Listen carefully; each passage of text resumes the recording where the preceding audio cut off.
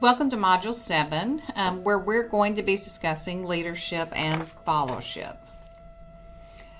If we look at leadership, we know that it's the process of guiding and directing the behavior of people in the work environment. There's formal leadership, and then there's also informal leadership. If we look at formal leadership, it's officially sanctioned leadership based on the authority of a formal position. So say you're a boss of someone, you're the manager, and you are officially sanctioned to be that leader. Informal leadership are those unofficial leadership people that's accorded to a person by another member or members of the organization. And although this is one of the most researched topics in organizational behavior, leadership does remain one of the least understood social processes in an organization, and why people a lot of times choose to follow whoever they have in that leadership position. But let's look at leadership versus management. John Kotter describes leadership and management as two distinct yet complementary systems of action within the organization. So we have leadership process and also management process. I'm going to start with management and then I'm going to do right to left instead of left to right. But management process, that's the planning and the budgeting that goes in, organizing, staffing, controlling, and problem solving. And if it's done properly or effectively, it reduces uncertainty and it stabilizes an organization. But then let's look at leadership process. Leadership sets the direction for the organization. It aligns people with the direction that they want, and it motivates people to action. And effective leaders not only control the future of the organization, but they also act as enablers of change within the organization in recognizing those cues of when they need to change. So looking at leaders and managers, leaders, they really are the ones that champion for change and new approaches. Managers advocate stability and status quo. And as a result, there really is a dynamic tension between leaders and managers that make it difficult for them to understand each other in a lot of ways. So if we look at personality dimension, attitude toward goals, well, the manager has an impersonal, passive, functional attitude. And that manager believes that goals rise out of necessity and reality. You've got to reach that certain goal. But the leader has a personal and active attitude. That leader believes goals arise from the desire or the imagination. Conceptions of work. The manager will view the work as an enabling process that combines people, ideas, and things. And that manager seeks moderation risk through coordination and balance. But in contrast, you look at the leader. They look for fresh approaches to old problems. They seek high-risk positions, especially with high payoffs. So they're your riskier person. Also, look at it in relationship with others. What the manager does, avoids solitary work activity, prefers to work with others, avoids close, intense relationship, also avoids conflict. But the leader is comfortable in a solitary work activity, encourages close, intense working relationships, and is not conflict adverse. They're going to take on conflict and they're okay with dealing with it, and they almost are up, well, they're up to the challenge of dealing with conflict in situations. Sense of self, a manager says it's just once born. That's it. That's all you've got. That's all you're going to have. They make a straightforward life adjustment and just accepts life as it is. But the leader is twice born, so that means that they're always reinventing themselves. They engage in struggle for a sense of order in life, and they question life. They have different questions that go on. They're not just going to take the status quo. If you tell them no, they're going to come back with, well, why? Can we work it this way? Can we do something else different? So if we, traits that identified leaders in early trait theories, and these are the first studies of leadership. And when we talk about that, the first studies attempted to identify what physical attributes, personality characteristics, and abilities distinguish leaders from other members of the group. So they looked at physical attributes. They looked at height, weight, physique, energy, health appearance, and also age. And to some degree, we still do that. If you look even at presidential, it's primaries or presidential elections, that the taller person a lot of times is perceived a physical attribute as a better leader just because they're taller. And then there's personality characteristics: originality, adaptability, self-confidence, integrity, conviction, and emotional control.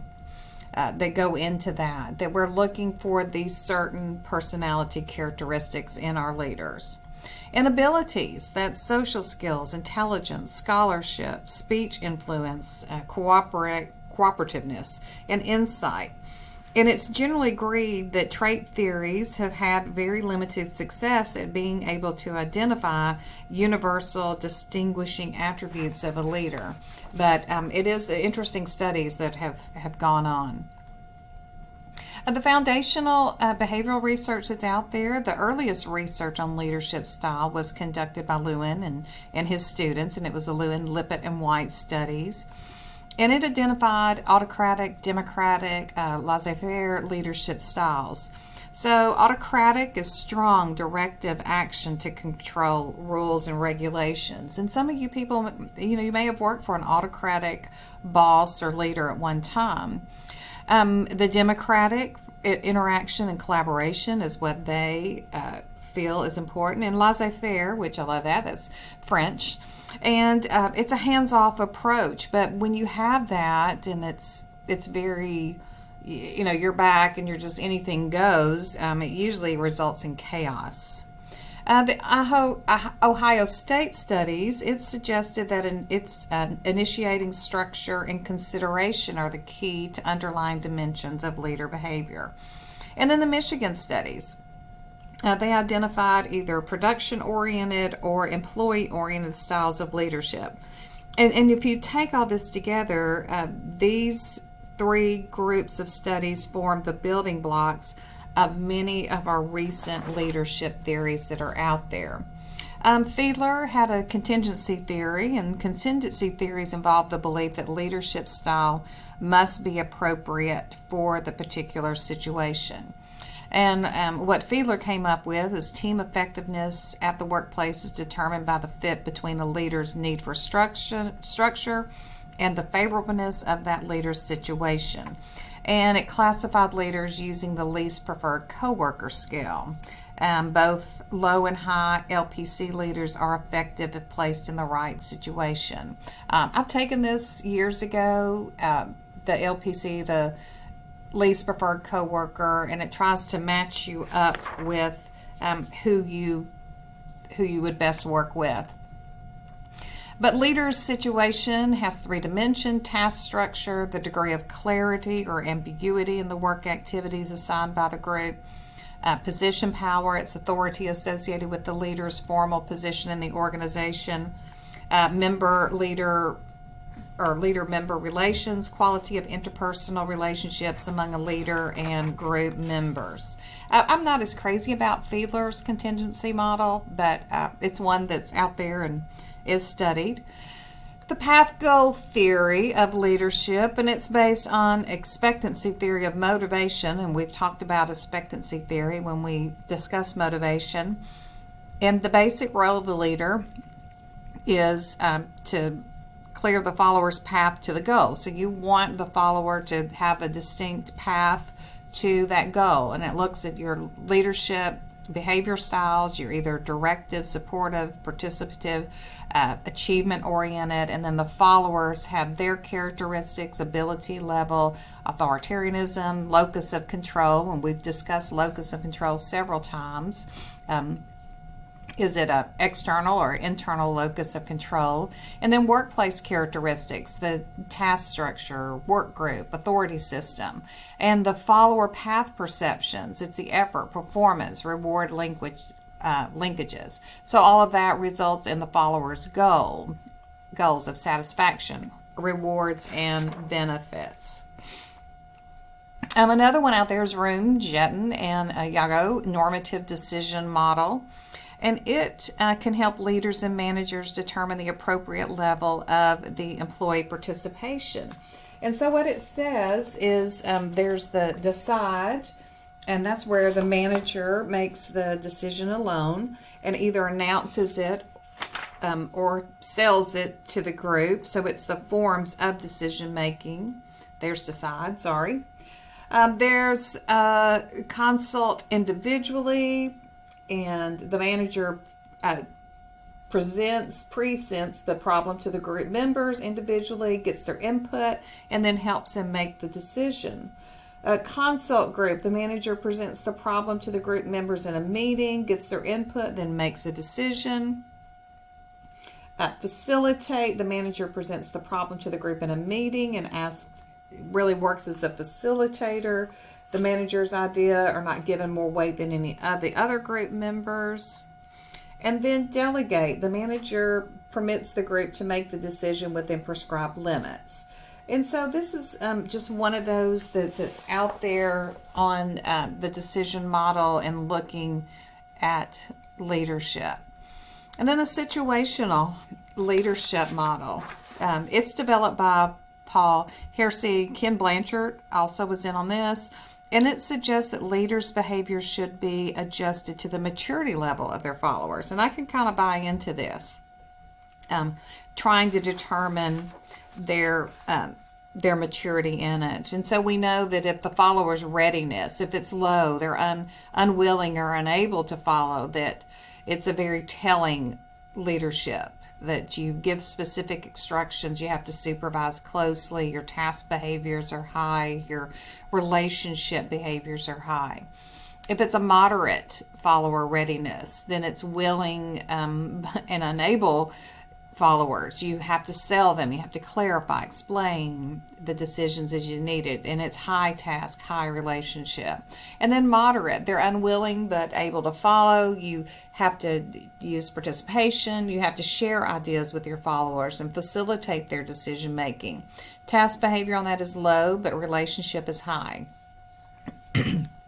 And then high, that's the willing and able followers. And wouldn't that be wonderful if in work everybody was willing and able?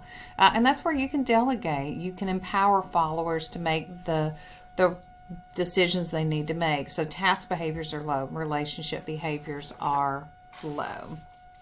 And then next is our leader-member exchange theory, or LMX.